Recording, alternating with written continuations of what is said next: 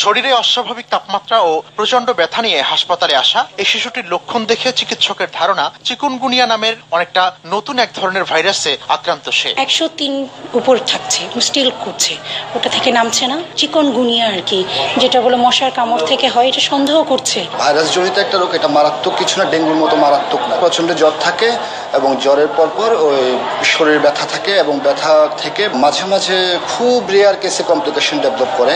গেল কয়েক সপ্তাহ ধরে এমন অনেক রোগী আসছেন চিকিৎসকদের কাছে। রাজধানীর বিভিন্ন এলাকায় অনেকে আক্রান্ত হয়েছেন এ রোগে। রোগটি 2-3 দিনে এমনিতেই সেরে গেলেও ব্যথার তীব্রতা বেশি থাকায় ব্যথানাশক ওষুধ এমনকি অ্যান্টিবায়োটিকের ব্যবস্থাপত্রও দিচ্ছেন অনেক চিকিৎসক। জ্বর আসার পরে তারপর ব্যথা করছে, তারপরে কতদিন জ্বর ছিল, পরে ওষুধ খাইছি, পরে ভালো হয়েছে।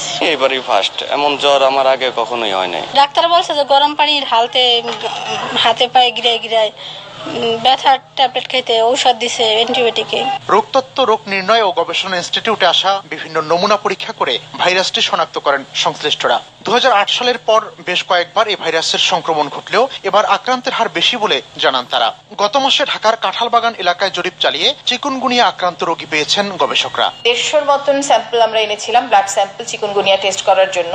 সেখানে আমরা 20-21টা স্যাম্পল পজিটিভ এসেছি। এবারের কেসগুলো কিন্তু শীতকালে হয়েছে। টিপিক্যাল পিকচার আমার একদম শুধু বর্ষার সময়ে আমরা মশা নিয়ে চিন্তিত থাকবো তা থাকার বিষয় না, কিন্তু তাহলে এখন ইয়ার অ্যারাউন্ডই আমার খেয়াল করতে হবে যে কোথাও ডেঙ্গু মশা হচ্ছে কিনা, এবং এটা প্রতিরোধের মূল উপায় হচ্ছে মশা নিয়ন্ত্রণ। পানি আবদ্ধ থাকে এমন জায়গায় সাধারণত এডিস মশার বংশবৃদ্ধি পায়। তাই ফুলের টব, পানি জমে থাকার মতো পরিত্যক্ত পাত্র ও স্থান নিয়মিত পরিষ্কার করা এবং এ মশার কামড় থেকে সুরক্ষিত থাকার পরামর্শ দিয়েছেন চিকিৎসকরা।